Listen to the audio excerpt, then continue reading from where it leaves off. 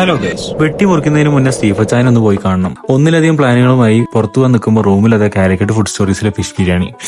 എന്നാ പിന്നെ ഫുഡ് കഴിച്ചിട്ടാവും ബാക്കിയും തീരുമാനിച്ചു. ഒരു ഫാമിലി മീറ്റപ്പ് ഉണ്ടായിരുന്നു. നേരെ റഫേലേക്ക് പോയി. അവിടെ എത്തിയപ്പോഴേക്കും ഇതേ ചിക്കൻ ബിരിയാണി. വയറ് ഫുള്ളായിരുന്നെങ്കിലും ഡോക്ടറോട് കള്ളവും ബിരിയാണി വിളമ്പിയാൽ ഇല്ലെന്നും പറയരുതെന്നാണല്ലോ. അതുകൊണ്ട് ലൈറ്റ് ആയിട്ട് കഴിക്കാൻ തീരുമാനിച്ചു. സനു, റനിയ, റസൽക്കും വാസിൽക്കും മാസിനും എല്ലാവരും ഉണ്ടായിരുന്നു കേട്ടോ. പെരുന്നാൾ പ്രമാണിച്ച് ഫുഡിന് ശേഷം ഞങ്ങൾ റൈഡ് പോകാൻ തീരുമാനിച്ചു. സൽമാനിയ ജോസി വർഗുന്ന ഐശ്വര്യമായിട്ട് ചായ കുടിച്ചുകൊണ്ട് തുടങ്ങി. കാണാൻ അറബി ലുക്ക് ഉണ്ടെന്ന് ആരോ പറഞ്ഞുകൊണ്ട് പർദ്ദ ലുക്കിലാണ് ടറന വന്നത്. പ്രത്യേകിച്ച് പർച്ചേസ് ഒന്നും ചെയ്യാനില്ല. കുറച്ച് ആളും മനുഷ്യനുള്ള സ്ഥലത്ത് പോയിട്ട് വൈബും പിടിച്ച് നിൽക്കലാണ് ഞങ്ങളുടെ പ്ലാനിങ്. ഷർട്ട് ഡീജിൽ നമ്മളെ സ്വന്തം നാട്ടുകാരൻ സജാദ് ഉണ്ടായിരുന്നു. ക്യാമറ കണ്ടപ്പോ എന്താണെന്നറിയില്ല, അവനക്കൊരു നാണോ. ഏതൊക്കെയോ വില കൂടിയ ഐറ്റംസിന്റെ പ്രൈസ് എല്ലാം ചോദിച്ചതിന് ശേഷം അവിടെ നിന്ന് ഇറങ്ങി. ഫുഡ് കോർട്ട് പോയിട്ട് മക്ഡൊണാൾഡ്സിൽ നിന്ന് 4 ഐസ്ക്രീം വാങ്ങി. സിറ്റി സെന്ററിൽ പോയ എന്താണെന്നറിയില്ല, ഒരു ഐസ്ക്രീം നിർബന്ധ.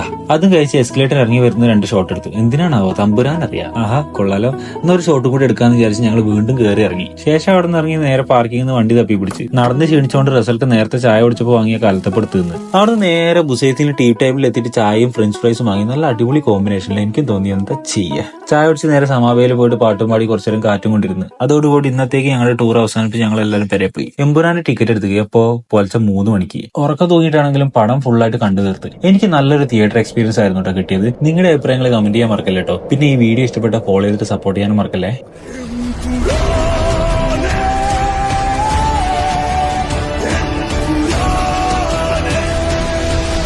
ഈശോ മിശിഹായ്ക്ക് സ്തുതിയായിരിക്കട്ടെ.